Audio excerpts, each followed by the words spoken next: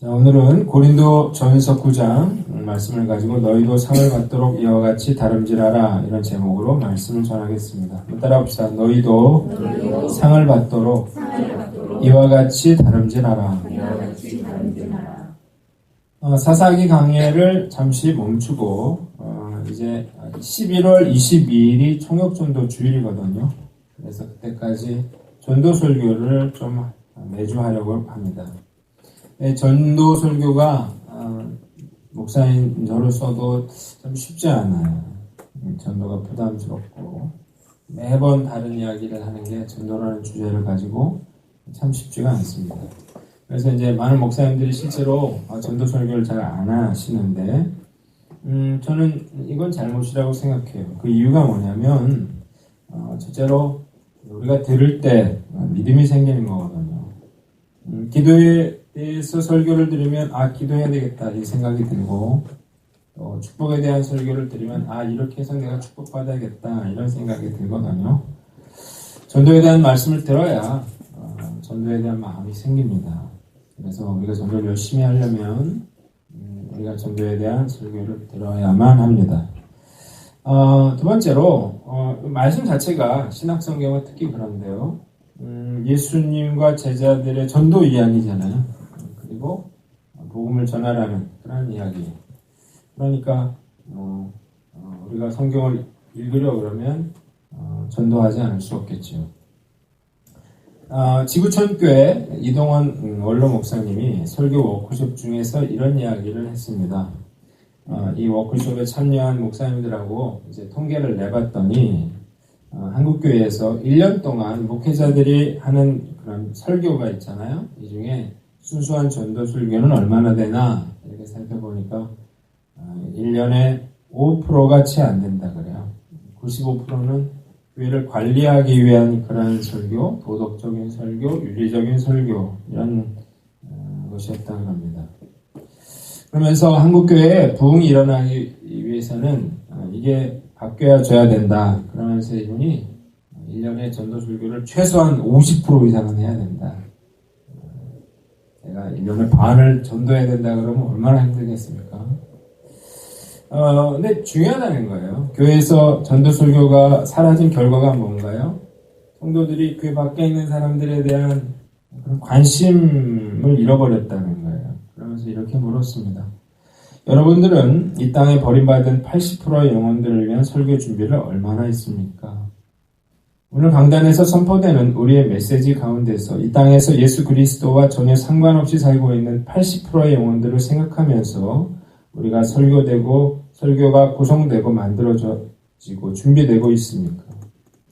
우리는 복음을 들어야만 할 한 사람의 영혼, 교회에 나와서 앉아있지만 확신이 없는 사람들, 예수님을 알지 못하는 사람들, 교회 바깥에서 복음을 들어야 하는 사람들, 이런 사람들을 위해서 어떻게 설교를 준비하고 있습니까? 1세기의 세상을 바꾸었던 설교는 바로 이 전도 설교였습니다. 그러니까 이 전도 설교에 대한 관심을 가져야 합니다. 1년에 한 번 송동원 주일에 겨우 선포되어지는 메시지가 아니라 우리 강단을 지배하는 주도적인 메시지로 회복되기를 기대합니다. 이런 이야기를 했습니다. 굉장히 중요한 통찰이다 이런 생각을 해봐요. 초역전도까지 오늘을 합해서 7주밖에 안 남은 것 같아요. 이 추석이 중간에 끼고 연휴도 많고 그래서 7번 남았는데 저도 열심히 전도 설교를 준비하려고 합니다. 여러분도 열심히 설교를 들어주셔서 우리가 많은 풍성한 전도의 열매를 맺는 저와 여러분들 되시기를 주님의 이름으로 축원합니다. 오늘 두 가지 말씀드리려고 하는데요. 첫째는 전도는 반드시 해야 한다는 것입니다. 따라합시다. 전도는 반드시 해야 한다. 16절 우리 한번 읽어보겠습니다. 내가 복음을 전할지라도 같이 한번 읽어봅니다. 시작. 내가 복음을 전할지라도 자랑할 수 없으면 내가 복을 다룰 테니라. 만일 복음을 전하지 아니하면 내게 화가 있을 것이로다. 자, 사도 바울이 뭐라고 했습니까? 내가 복음을 전할지라도 자랑할 게 없다. 그 이유는 부득불할 일. 그러니까 그냥 해야 될 일을 한 거라는 거예요. 그러면서 뭐라고까지 얘기했어요? 전도하지 않으면 내게 화가 있다. 그렇게 이야기를 했습니다. 왜 이렇게 이야기를 했을까요? 그 이유가 있습니다. 세 가지가 이유가 있는데요. 첫째는 전도가 가장 중요하기 때문입니다. 따라합시다. 전도가 가장 중요하기 때문이다. 전도가 중요해요. 왜 중요하냐? 전도라고 하는 것은 교회가 존재하는 목적이거든요. 그러니까 우리가 착각하면 안 됩니다. 봉사, 친교, 나눔, 이런 것들 중에 하나가 전도가 아니고, 교회가 존재하는 목적 자체가 바로 전도라는 거예요. 왜 성령께서 교회를 세웠습니까? 그건 교회를 통해서 복음을 증거하라고 교회를 세웠지, 우리끼리 재밌게 지내라고 이 교회를 세운 거 아니잖아요. 그러니까 전도하지 않는 교회는 더 이상 교회라고 말할 수가 없습니다. 그런데 놀라운 것은 교회마다 전도에 관심이 없는 사람들, 전도를 할 줄 모르는 사람들로 가득합니다. 대부분의 교회, 특히 큰 교회 같은 경우에 전도를 1년에 한 번도 안 해본 사람 몇 명이나 될까요? 95%가 넘습니다. 제가 볼 때는 95%가 아니라 예를 들어서 한 5,000명 된다 치면 그 중에 얼마나 500명 될까요? 500명 되면 10%인데 절대 안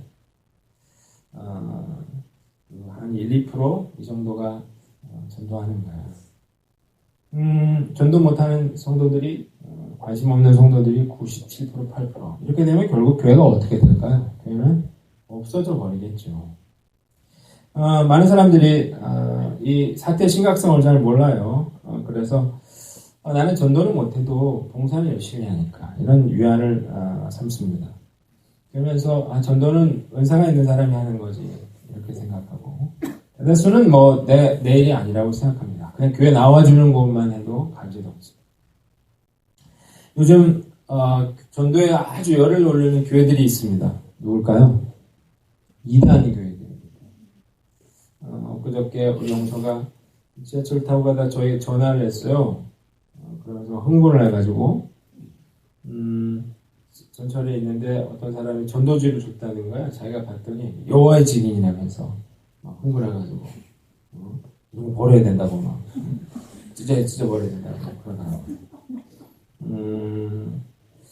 제가 지난주에 우리 김봉기 목사님네 부부와 식사를 했는데 그 이웃집 여자가 옆에 집 사는 여자가 차도 마시게 되고 이렇게 가까워졌는데 알고 보니까 하나님의 교회 신자라고 했대요.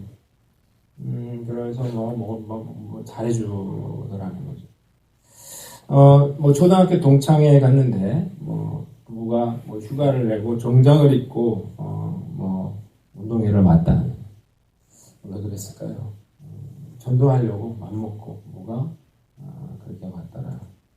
실제로 거기 앞에 종교부지 교회가 있었거든요. 그런데 그 교회가 망했어요. 없어졌어요. 그 교회를 하나님의 교회가 인수했습니다. 그래가지고 그 동네에서 가장 부흥하는 그런 교회가 되고 있습니다. 요즘 가장 부흥하는 교회는 이단은 신천지입니다. 근데 제가 CBS 신천지에 대해서 그 영상을 다 봤는데 왜 신천지가 도대체 그렇게 열심히 전도를 하나, 그렇게 부흥하나 봤더니 교리 자체가 이렇게 되어 있더라고요. 3명을 전도하지 않으면 1인당 천국에 못 갑니다. 여기 천국 못 갈 분들이 3명 전도 못하면 천국 못 가게 됐어, 교리상으로. 그러니까 무조건 어떻게든 3명 이상을 전도를 해야 되는 거예요.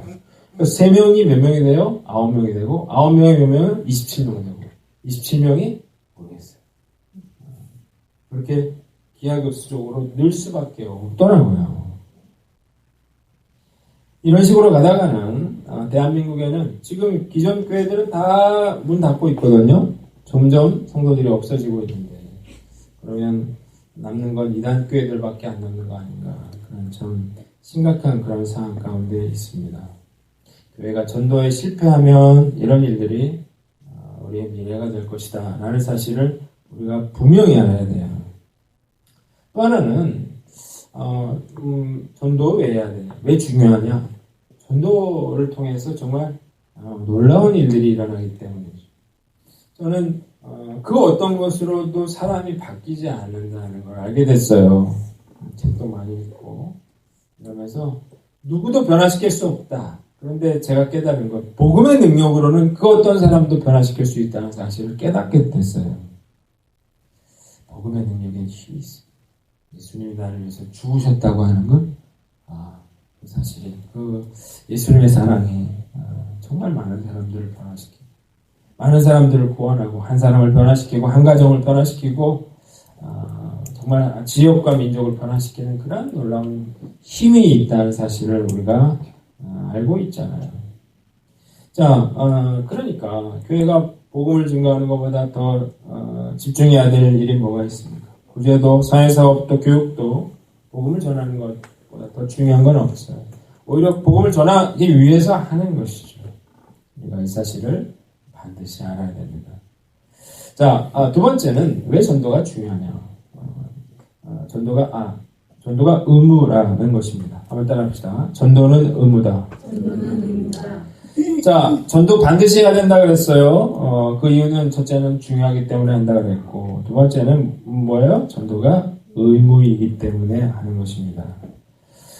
자, 오늘 16절 보니까 뭐라고 그랬어요? 내가 부득불할림이라 그렇게 사도 바울이 얘기를 했는데, 부득불이라는 말은 무조건 해야 될 그런 일이다 라고 하는 것입니다. 그러니까 해도 되고 말아도 되는 게 아니라 선택이 아니라 의무라는 거예요.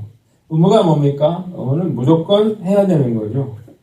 왜 전도를 안 하십니까? 이렇게 물어보면 되게 이렇게 시간이 없어서요. 전도할 사람이 없어서요. 전도하기가 너무 어려워서요.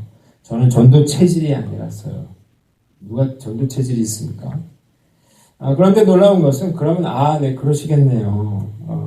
우리가 너무 당연한 듯이 이걸 받아들인다는 거예요. 의무라는데 왜 이렇게 반응을 합니까? 그것은 의무라는 말을 잘 몰라서 그런 거예요. 병역 의무라는 말이 있습니다. 이건 뭐예요? 대한민국 남자는 19세 이상 남자는 군대에 가야 될 의무가 있다는 거죠. 변제 의무라는 말이 있죠. 무슨 말이에요? 돈을 빌렸으면 반드시 돈을 갚아야 될 책임이 있다는 말이죠. 그러니까 의무라고 하는 것은 좋든 싫든 무조건 해야 된다는 거예요. 자, 이상하잖아요. 돈을 안 갚으면서 돈을 왜 안 갚냐 얘기를 했는데 나는 갚기 싫어서 안 갚는다. 이렇게 말하는 게 이상하잖아요. 전도도 마찬가지로 해야 되는데 안 하는 사람들 이상하게 여겨야 되는 것입니다. 자, 사도 바울이 뭐라고 했습니까? 부득불할림이라 이렇게 얘기를 했는데 이 말은 뭐냐면 사도 바울도 전도가 힘들었다는 거예요.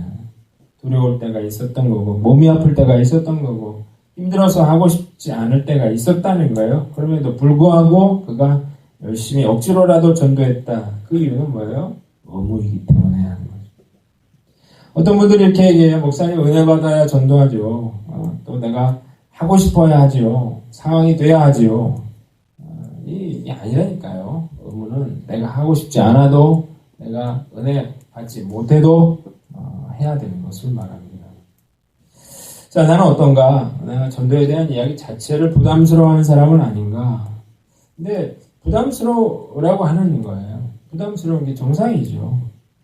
의무를 다해야 된다는데 그것조차 부담스러워한다 그러면 그 사람은 문제가 있는 사람이겠죠.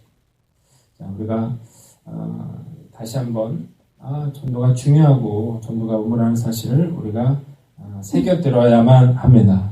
세 번째로 자, 왜 전도가 의무냐? 전도하지 않는 자에게는 화가 있다 하는 것입니다. 한번 따라합시다. 전도하지 않는 자에게 화가 있다. 자, 16절 보니까 뭐라고 되어 있어요? 만일 복음을 전하지 아니하면 내게 화가 있을 것이미로다. 그렇게 이야기를 했습니다. 군대 가기 싫어요? 안 가요. 그러면 어떻게 해요? 잡아갑니다.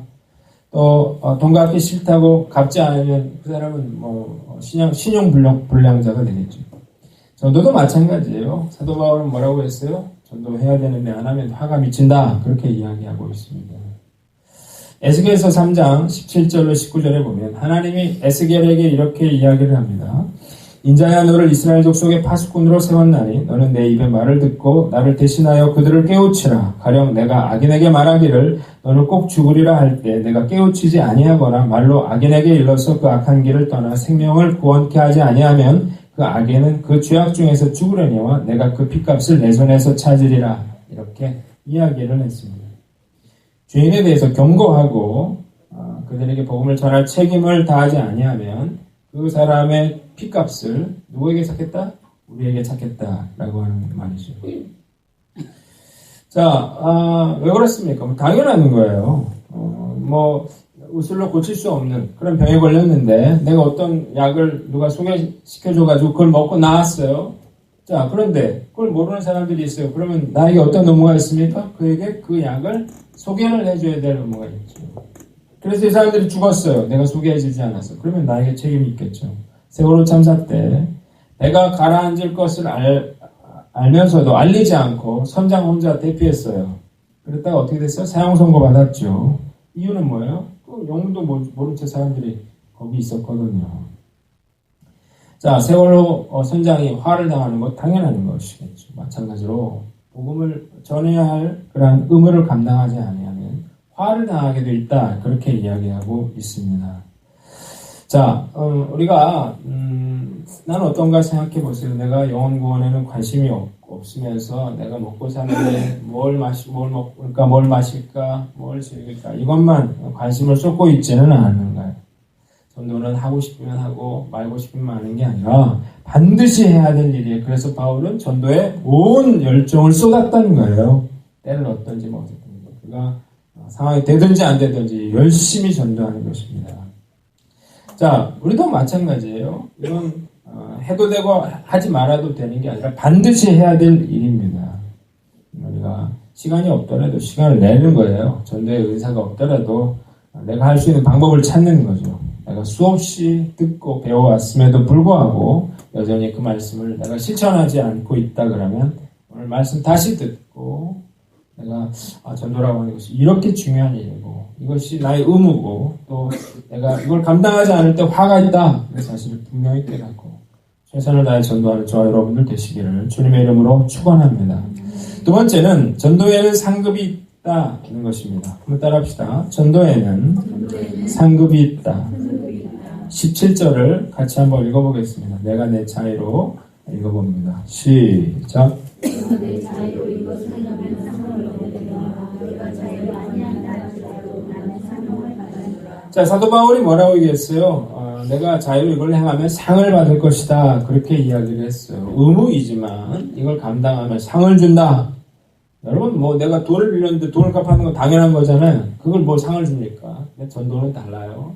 전도는 내가 그 의무를 다하면 상을 받게 되어 있습니다. 23절을 보면 내가 복음을 위하여 모든 것을 행하면 복음에 참여하고자 함이라 이렇게 되어 있는데 이걸 표준 새 번역으로 해석을 하면 나는 복음이 주는 복에 참여하기 위해 복음을 전하는 일이라면 무슨 일이든 하고 있습니다. 이렇게 말해요. 뭐라고 했어요? 복음이 주는 복에 참여하기 위해서 내가 전도하는 일에 최선을 다하고 무슨 일이든 하고 있다. 이렇게 이야기를 하고 있습니다. 사도 바울이 열심히 전도했다는 것은 단지 의무이기 때문에 했던 게 아니라 그는 전도하는 자에게 주시는 복음이 주는 그 복에 참여하기 위해서 이렇게 열심히 전도했다는 것입니다. 왜 우리가 전도를 힘든 것으로만 생각을 합니까? 그건 전도자에게 약속해 주신 그런 상급을 생각하지 못하기 때문에 그래요. 사도 바울은 분명한 그 상이 얼마나 값진 것인지를 알고 있었어요. 그래서 죽음도 생명의 위협도 두려워하지 않고 끝까지 복음을 전했다는 거예요. 요즘에 막 무슨 상 준다고 난리죠? 무슨 상 준다고 그럽니까? 노벨상. 관심 없습니까? 노벨상 준다고 요즘 난리예요. 스웨덴의 할리먼, 노르웨이의 노벨위원회 이런 기관들이 노벨상이 혹시 몇 개인지 아세요? 6개 분야에 이제 상을 줍니다. 노벨 의학상을 시작으로 이제 과학 분야 그리고 노벨 문학상 그리고 노벨 평화상까지 나왔죠. 그래서 엊그저께 튀니지 사람들이 받았습니다. 그리고 마지막으로 경제학상 수상자가 발표될 예정인데요. 여러 상 중에 정말 가장 가치 있는 상이 있다면 노벨상이겠죠. 자, 이번에 일본은 뭘 받았어요? 노벨 물리학상. 중국은요? 최초로 노벨 의학상을 받았습니다. 한국은요? 빵. 그래서 요즘 난리잖아요, 한국. 중국이 이제 난리가 났는데, 이제 투유유라고 하는 교수님인데, 이분이 나이가 85세입니다. 85세의 노벨상. 회개하십시오. 85세. 할머니가, 이 개똥쑥이라고 하는 데서, 이 말라리아를 치료할 수 있는, 항말라리아제를 추출을 해내는데 성공을 했어요. 그래가지고 말라리아 환자의 사망률을 획기적으로 줄이게 됐대요. 그래서 이제 노벨 의학상을 수상을 하게 됐는데 특징이 있어요. 이분이 박사학위도 없고 외국 유학도 안 갔다 왔어요. 평생 한우물만 이제 팠는데 이 노벨상을 받게 된 거죠. 뭐 처음 연구할 적에는 통풍구가 없는 곳에서 그런 연구를 했대요. 그리고 화학물질에 상처를 입고 중독성 간염을 앓기도 했다 그래요. 자, 이 실험을 하는데 무려 190차례 실패를 경험했다 이런 거죠. 자, 노벨상 수상자로 선정이 돼서 중국이 발칵 뒤집어졌습니다. 그래가지고 이 투 교수를 그 영웅만들이 대대적으로 선전하고 있습니다. 그래서 중국의 굴기와 자신감을 외부로 그렇게 표출하고 있는 거예요. 우리나라의 걸 보고 입맛만 다시고 있는 거예요. 노벨상 수상자는 상금이 얼마 정도 되는지 아십니까? 못 받을 거니까 관심이 없어요. 상금이 이번에 받는 사람들이 11억 3천만 원 정도를 받는다 그래요. 자, 그 노벨 재단이 한 해 동안 기금을 운영해서 이자 수입의 67.5%를 5개 부문으로 나누고 경제학상은 스웨덴 중앙은행에서 별도로 마련한 기금에서 나온다 그래요. 상금도 많지만 그러나 뭐 상금은 뭐 그가 받는 영광, 명예 이런 거하고는 비교가 안 되겠죠. 노벨상 수상자가 되면 전 세계가 주목하는 그런 인물이 됩니다. 그래가지고 정말 오라는 데도 많고 이제 노벨상 수상자가 딱 되면 이제 완전 급이 달라지는 거죠. 한 번 강의를 했다 그러면 얼마를 받을 것 같습니다. 노벨상 상금이 문제가 아니라 진짜 떼돈 버는. 우리나라에서 만약에 노벨상 수상자 나오면 어떻게 될 것 같아요? 다 뒤집어질 거예요, 완전히. 난리 날 거예요. 그 사람 완전 국가적인 영웅이 될 거예요. 우리 교회에서 우리 애들이 하나 이렇게 나왔으면 참 좋겠습니다. 네. 그럼 뒤집어질 텐데, 그리고. 전 세계에서 막 기자들이 찾아올 텐데.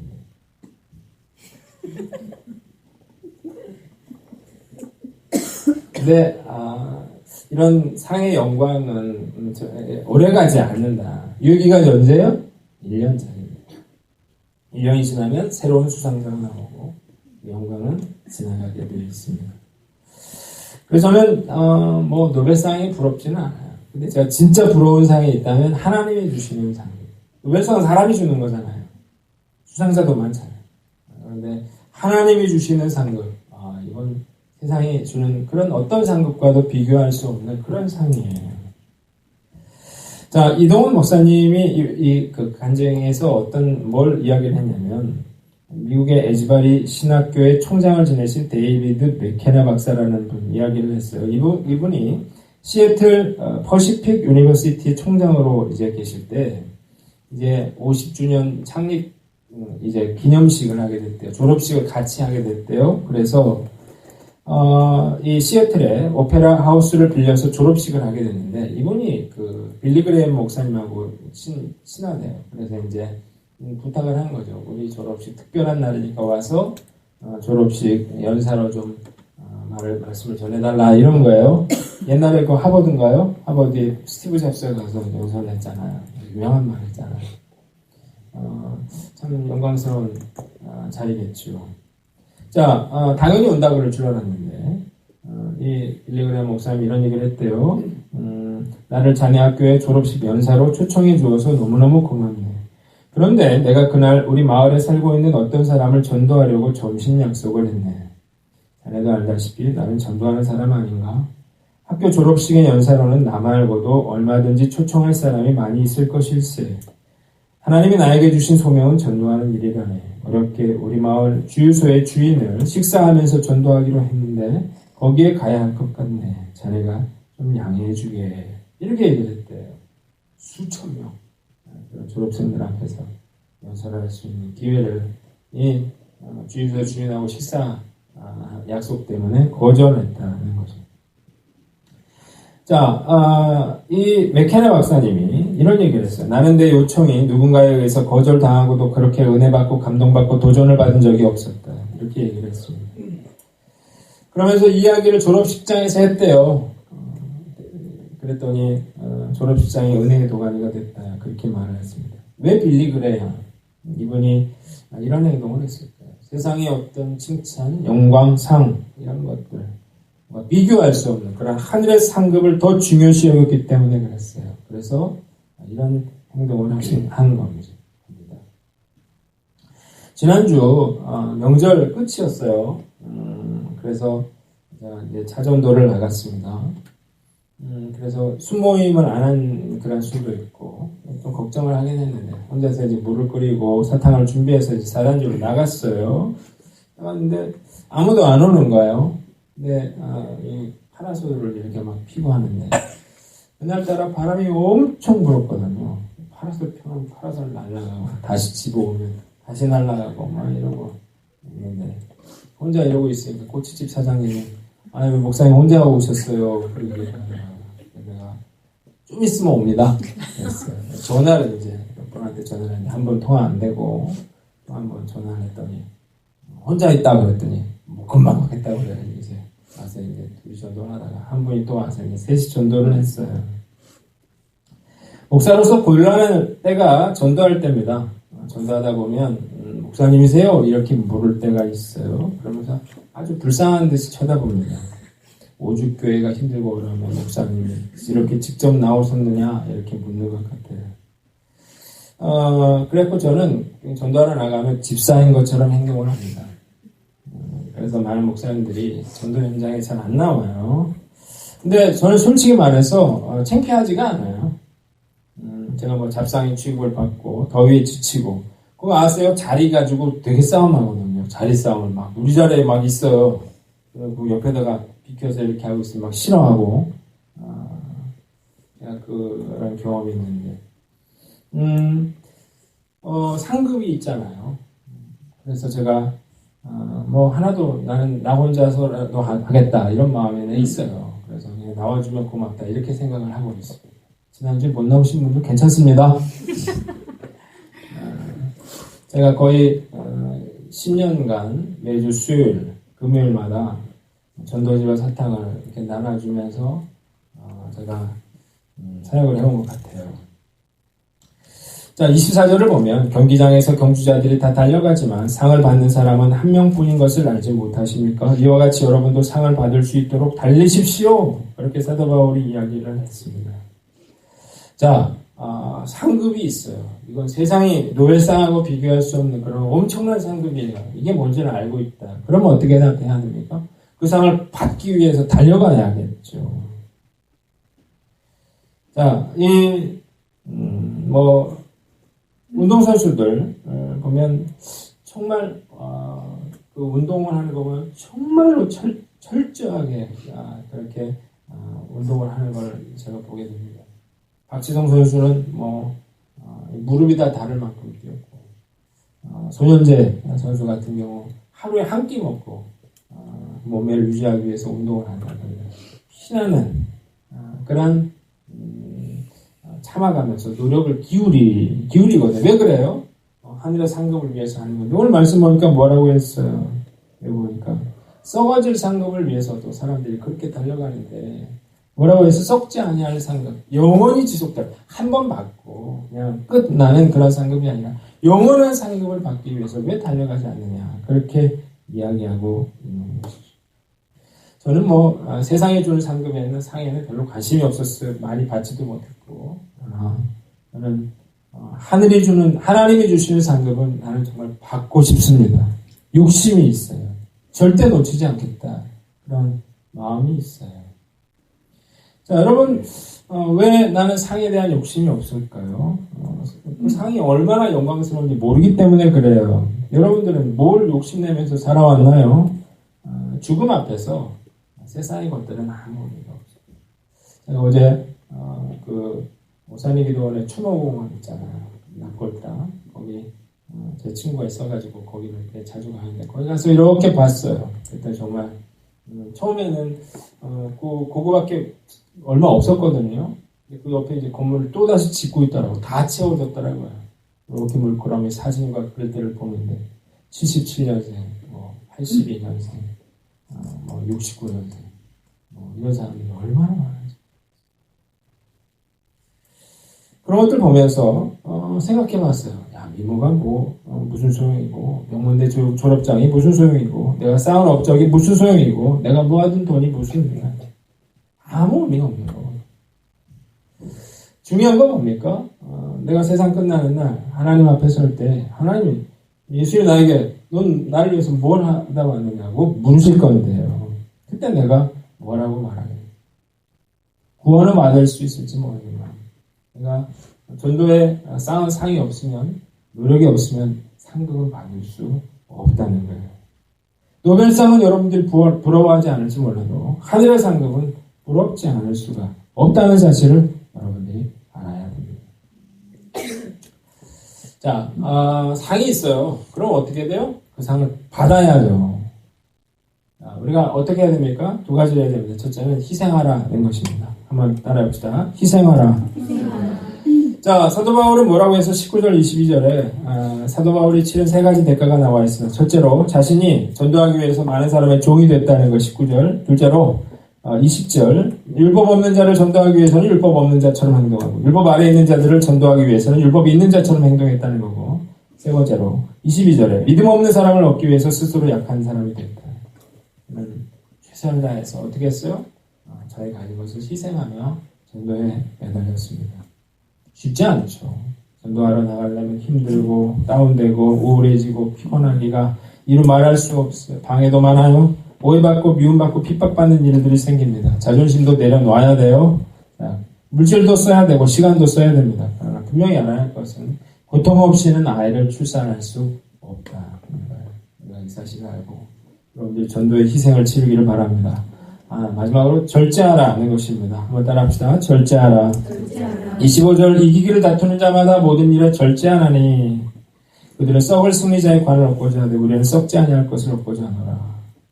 자, 그냥 상을 받을 수는 없겠죠. 절제해야겠죠. 내가 하고 싶은 것, 내가 사고 싶은 것, 내 마음대로 내 시간을 쓰고 싶은 것, 그런 것들 절제해야 되는 거예요. 자, 우리가 저는 이야기를 하고 이제 설교를 마칠 건데요. 그 암살 그 영화를 보면서 제가 그 마지막에 암살의 이정재가 이제 친일파거든요. 배신을 했어요.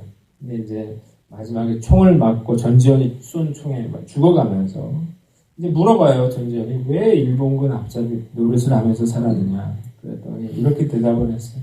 내가 독립이 될 줄 알았냐? 독립이 될 줄 알았다면 안 그랬겠지. 독립될 줄 몰랐거든요. 그래서 계속 지속될 줄 알았거든요. 그래서 친일파가 된 거죠. 자, 우리도 마찬가지 아닌가요? 우리가 하나님 앞에 설 날이 멀지 않을 거예요. 우리가 정말 이 사실을 알아야 됩니다. 생각할 것보다 빨리 올 것입니다. 이걸 모르면 나중에 후회하게 됩니다. 오늘 말씀 앞에서 내가 다시 한번 마음을 새롭게 하고 내가 어떻게 전도할 것인가, 내가 전도해야 되는 사람은 누구인가, 대상은 누구인가를 우리가 고민하면서 이 7주 동안 한번 열심히 전도하는 저와 여러분들 되시기를 주님의 이름으로 축원합니다.